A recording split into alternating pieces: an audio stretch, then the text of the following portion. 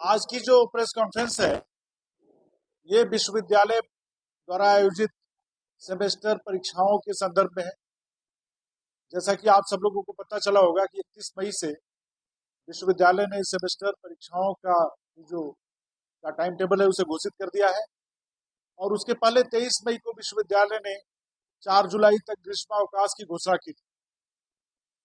विश्वविद्यालय की ग्रीष्मावकाश की घोषणा के बाद बहुत सारे कॉलेजेस में और हमारे कॉलेज में भी काफी सारे अध्यापक अपने निजी वजहों से, स्वास्थ्यगत या अन्य पारिवारिक कारणों से कैंपस से बाहर हैं और इस बीच विश्वविद्यालय ने परीक्षा समिति की बैठक बुला के और उसमें जो प्राचार्यों का, महाविद्यालयों के प्राचार्यों का जो आपत्तियां थी उनको नजरअंदाज करते हुए विश्वविद्यालय परीक्षाओं की घोषणा कर दी। हालात यह है कि अभी तक न क्लासें चली हैं, जिस सेमेस्टर की परीक्षाएं होने जा रही हैं, न इसके पिछले सेमेस्टर की परीक्षाओं का रिजल्ट आया है। और रिजल्ट आता है जब लेट लतीफ, तो उसमें इतनी गलतियां रहती हैं कि विद्यार्थी लगातार कैंपस का चक्कर लगाते हैं यहाँ से विश्वविद्यालय तक उनमें करेक्शन के लिए। तो ये जो विश्वविद्यालय की तरफ से घोर लापरवाही और घोर असंवेदनशीलता है। विश्वविद्यालय की वाइस चांसलर वो अध्यापकों से संवाद की जरूरत नहीं समझती। वो हमारी कुलपति हैं, हमारे परिवार की मुखिया हैं और उन्होंने कोई भी आज तक किसी भी तरह का संवाद महाविद्यालय के प्राध्यापकों से नहीं किया है। कैंपस में नहीं आती है उनके अधिकारी। मुझे तो लगता है कि उनके अधिकारी चाहते हैं कि विश्वविद्यालय के कुलपति और प्राध्यापकों के बीच में कोई झगड़ा ठन जाए, क्योंकि सबके सब आकंठ भ्रष्टाचार में डूबे हुए। तो विश्वविद्यालय के कुलपति को यह समझना चाहिए कि वो हमारे भी परिवार की मुखिया है और इस भीषण गर्मी में जहां शासन की तरफ से निर्देश आ रहा है जान बचाने के लिए, यह विश्वविद्यालय की जो परीक्षा आयोजित की जा रही है घोर अमानवीय है। हमारा छोटा महाविद्यालय नहीं, हमारा 15,000 विद्यार्थी हैं और हर एग्जाम में पिछले 4 साल से हम लोग लगातार परीक्षाएं करवा रहे हैं। अपने महाविद्यालय की तो करवा ही रहे हैं, विश्वविद्यालय की तरफ से हमारे ऊपर जो दूसरे महाविद्यालयों की परीक्षा लाद दी जाती है उनका भी बोझ हम ढोते रहे और पूरा सहयोग किया गया है। लेकिन अभी जो इनका डिक्टेटरशिप वाला रवैया है उसके खिलाफ हम लोग लामबंद हैं और हम ये नहीं चलने दे सकते। हमारी जिम्मेदारी हमारे विद्यार्थियों के प्रति बनती है। जो इस गर्मी में बच्चे आके यहाँ बेहोश हो जाते हैं उनको अस्पताल भेजने की जिम्मेदारी हमारी होती है। एम्बुलेंस भी समय पे नहीं आती है, हम अपने संसाधन से उनको हॉस्पिटलाइज कराते हैं। अगर किसी टीचर के साथ, किसी छात्र के साथ कोई दुर्घटना होती है तो क्या विश्वविद्यालय उसका जिम्मेदार होगा?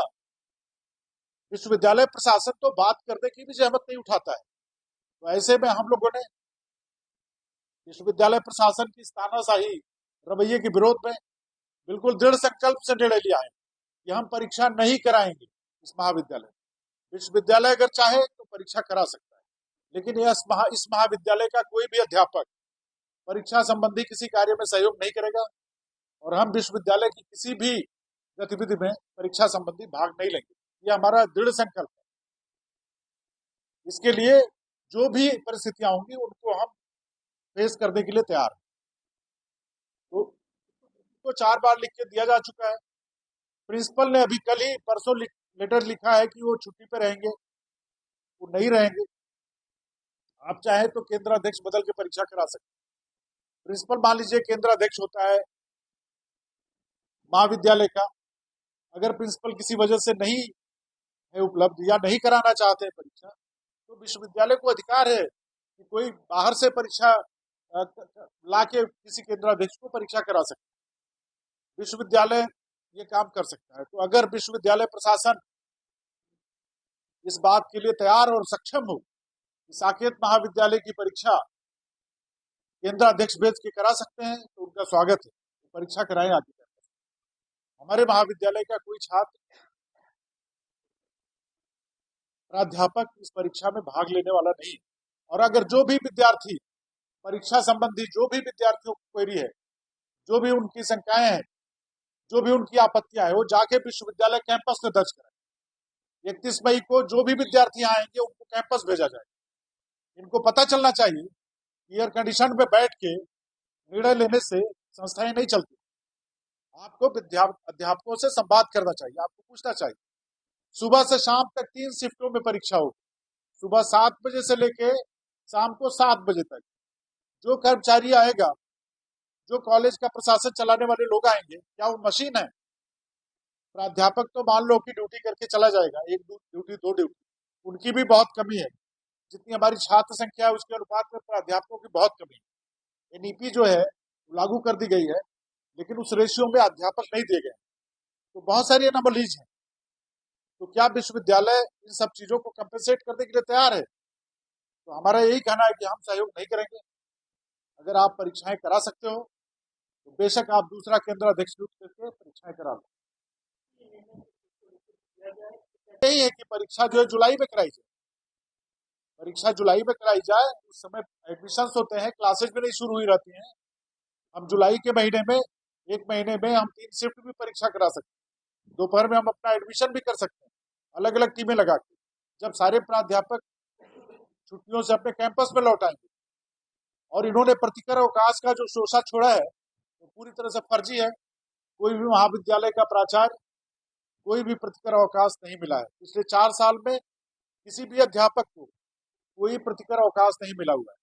तो इसका शोषा छोड़ के बकवास करना बंद करके जेन्युइन बात करनी चाहिए, एकदम तथ्य पे बात धरती पे उतर के करनी चाहिए कि हम अध्यापक हैं, हम मशीन नहीं है परीक्षा कराने की।